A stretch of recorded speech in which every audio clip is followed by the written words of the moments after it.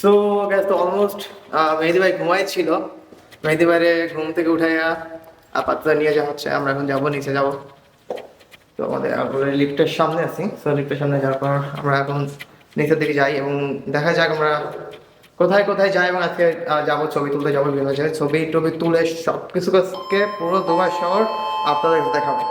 পুরো দুবার যে মেন রাজধানী এটা আপনাদেরকে দেখাবো। সো দেখতে থাকুন।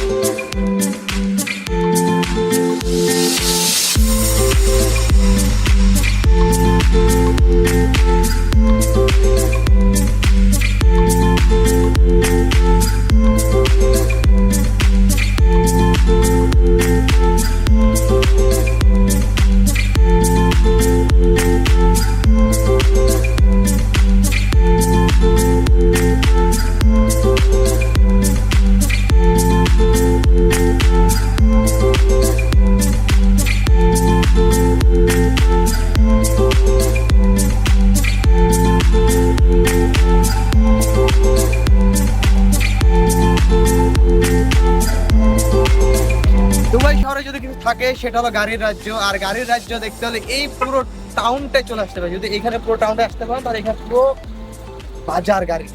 বাঙালিদের জন্য গাড়ি কেনা বেচা আর চালানোর জন্য সব থেকে বেস্ট একটা জায়গা এটা। তো এটা হলো দুবাই যে আলখালি গেট, সেই আলখালি গেটের সাইন। এখান থেকে যে আলখালি পুরোটা দেখা যায়। তো আমি আপনার চেষ্টা করবো যে আমার ক্যামেরাতে পুরোটা দেখানোর জন্য।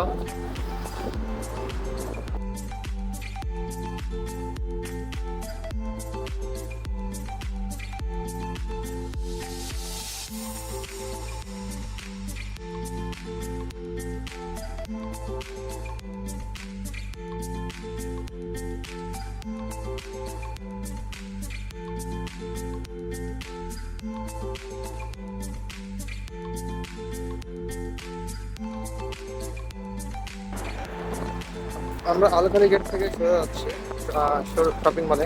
আমার সাথে মেহেদি আছে আর তো এখানে বাংলাদেশে যেমন 1 to 9 সব এখানে 1 থেকে 10 টাকা দেড়হাম।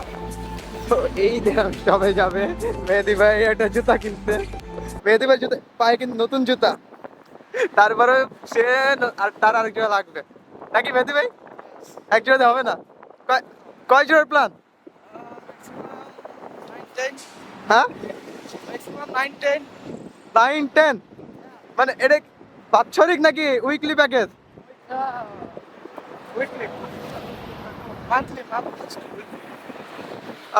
আপনার সাথে দেখতে থাকেন। এখন বিকাল টাইম, ওয়েদারটাও সুন্দর, বাতাসটাও সুন্দর, হালকা হালকা শীত।